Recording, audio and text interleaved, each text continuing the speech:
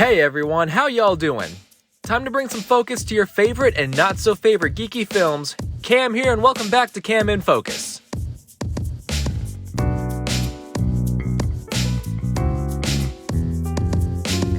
Before we get started, be sure to smash that subscribe button so you can stay up to date with all of our geeky news and discussions.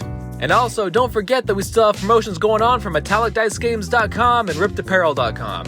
If you enjoy tabletop gaming and need any new accessories to add to your repertoire, go to MetallicDiceGames.com and use the code GNN at checkout for 10% off. Or if you want to wow your friends with awesome geeky apparel, head over to RippedApparel.com and use the code GNN10. That's GNN10 at checkout for 10% off of their products.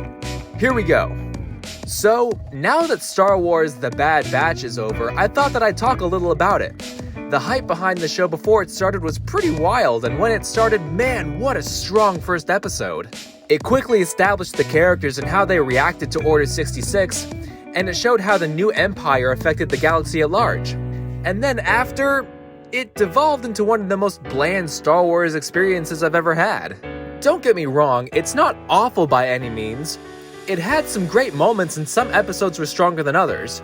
But as a whole, this show promised a lot but delivered very little. In order to clearly and concisely convey my thoughts on the show, I've broken up this analysis into 5 categories: animation, story, characters, action, and the overall impact the series has had on the lore of Star Wars. I'll be judging these categories on a numbered scale of 1 to 5. And at the end, I'll average these scores to give my overall score of the show as a whole. So let's get started. Okay, so it goes without saying, but the animation was top-notch. Even with the inevitable drop in visual quality that comes with streaming, it still looked fantastic. The lighting and depth of field were amazing, and the characters seemed incredibly realistic in their expressions and movements without entering Uncanny Valley territory.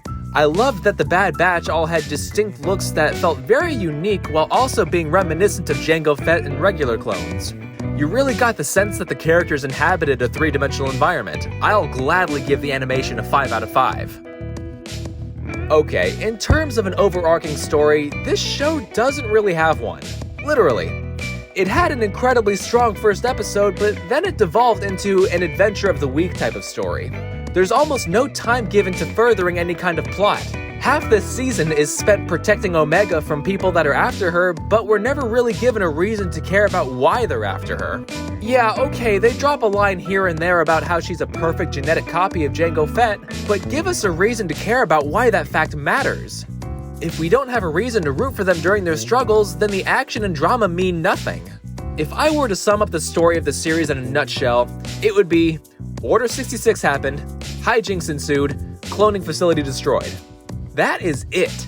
In terms of story, that's literally all that happens.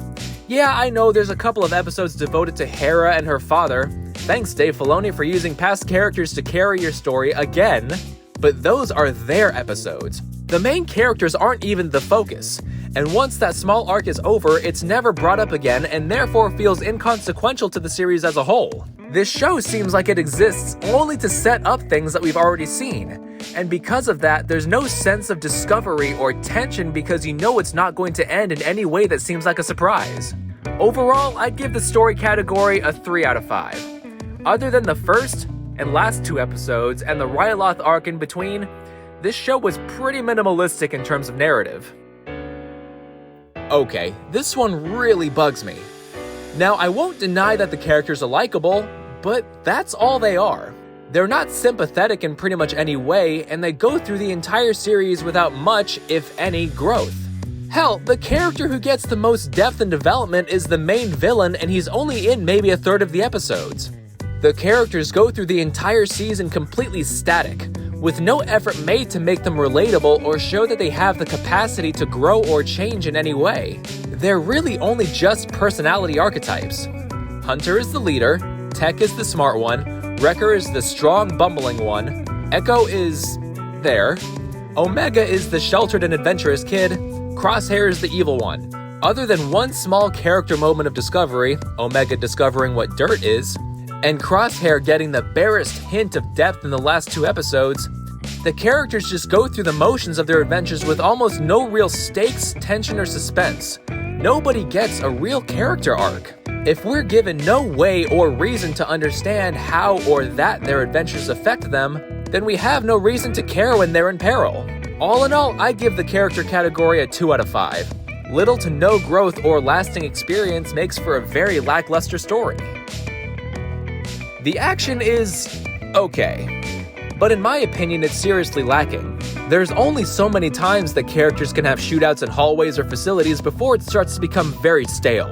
And of course, the shootouts have no feeling of tension because the villains can barely show any hint of efficiency. There are very few times that we see the protagonists get injured, incapacitated, or show any fear outside of, "we need to get out of here."